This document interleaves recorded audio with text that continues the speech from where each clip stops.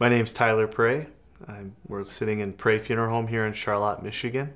Born and raised here, I'm the 5th generation funeral director at this place. The history of Prey Funeral Home begins in the early 20s. My great-grandfather and his dad, my great-great-grandpa, owned a furniture store down here in Charlotte. Before that, they'd been in kind of agricultural type field, testing milk, selling bottled gas, and they got into the furniture business in the late 1800s.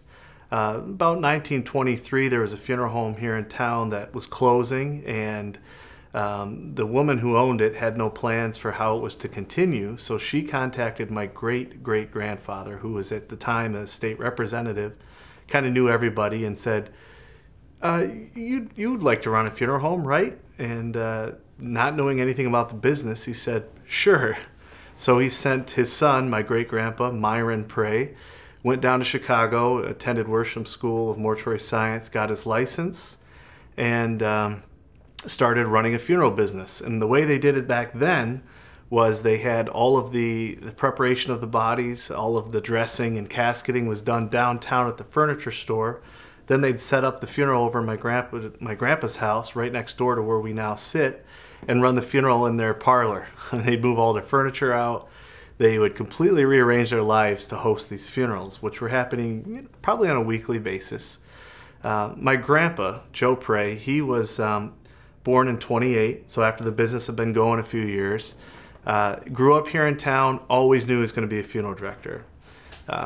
He actually state record track runner and played for Michigan State basketball for 2 weeks before they said he had to be home. Had to practice, and he said he'd rather be home working in the funeral business. So he was very passionate about it. When he got married in 1949, they built the building in which we're now sitting, and we've been here in this building ever since with a couple additions onto it. I grew up here as well and graduated high school here, went to Kalamazoo College, studied English and music. Following that, I spent a little time in New York City. I was a journalist there. I wrote for 3 different newspapers. I loved that. I had no intentions of being a funeral director. It was kind of not even on my radar, even though I was kind of naturally lined up to do that. Turns out that I loved New York, but the lifestyle didn't really suit me, in that I was constantly trying to figure out, like, how am I going to make this work to stay here.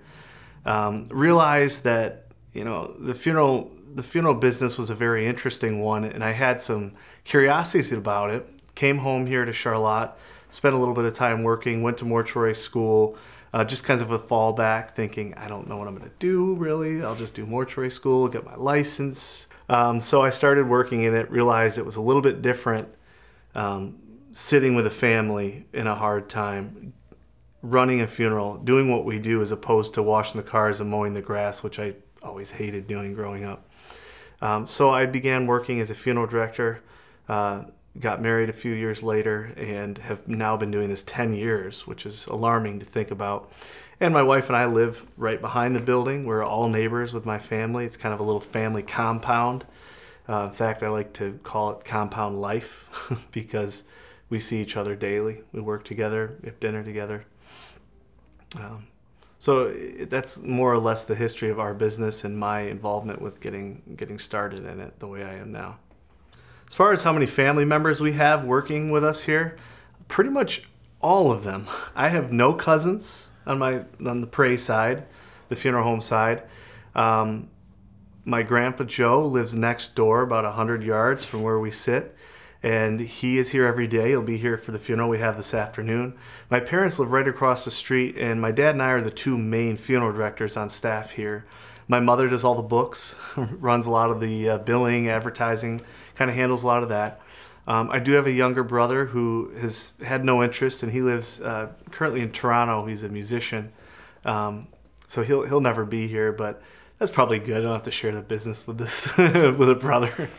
And my wife actually was a funeral director. We met in that way, but when we moved here, we didn't really want to work together. I mean, sharing like the on-call duty, sharing all that would be basically mean no time together.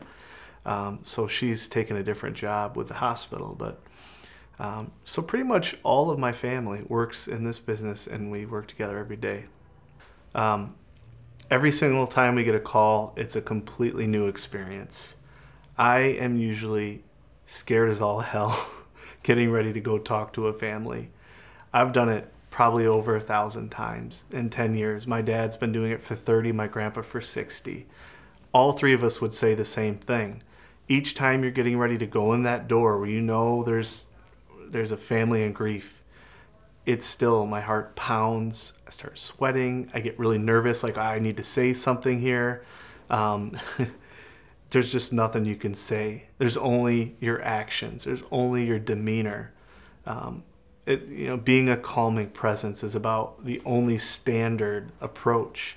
And sometimes that takes different forms. Sometimes you have to be very assertive with a family to kind of encourage them, to tell them what they need to do. Other times, you just have to kind of sit back and make sure that they're not running off a cliff.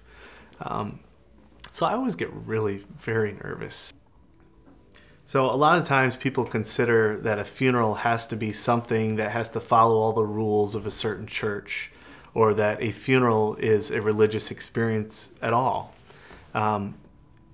Here in Charlotte, we have 28 different churches. They're all Christian churches.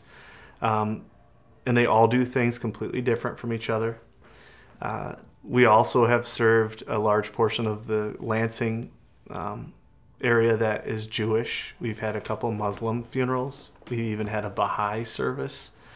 And I think the common factor there is not necessarily making sure that what we do follows all the rules of what has to be done, because we really have to do that. But beyond that, I like to try to create an environment where somebody that's attending the funeral, or somebody who's a member of this family, is having some kind of deeper interaction with their own faith. And what I mean by faith is questions, beliefs, concerns. So when they're confronted with a time like this and they're sitting at this service, that what they're experiencing, hearing, feeling in their heart is something that is at least kind of developing that. And by developing, I mean kind of defining for them what they believe faith is. Not necessarily just saying, well, this is a good example of a Methodist funeral or a Catholic funeral. Because half the people that go to funerals aren't even whatever faith, whatever religion that the funeral is. Just because Frank was a Methodist doesn't mean his friends are too. So it's a really hard thing to draw a commonality between all of these different religions and kind of define in one thing faith, or some kind of divine experience, or some kind of meaningful experience that people have that defines for them what they believe or don't believe. When we get the call that someone's passed away, generally it's a little bit of an intimidating factor, even though I've done it 1,000 times. A lot of times someone's died at home and their family all sitting surrounding the deceased and has no clue what they're supposed to do, other than somebody said we should call a funeral home. We get to the house, you walk into this room, it's completely silent usually, no one knows what to say to you, and there's really not any magic thing you can say to them to ease the situation, other than simply being a calm presence, kind of answering any questions they have, but mainly just being there for them, assuring them that this is going to pass, that we will get you and your family through this. My goal is to take the heat off them for all of those things so that they can just sit there and cry together, laugh together, support each other. And you hope that there's a family dynamic that supports that. Where it gets very challenging is meeting with a family that perhaps has no guidance. They don't get along. They hate each other. Their dads died and they hated him too.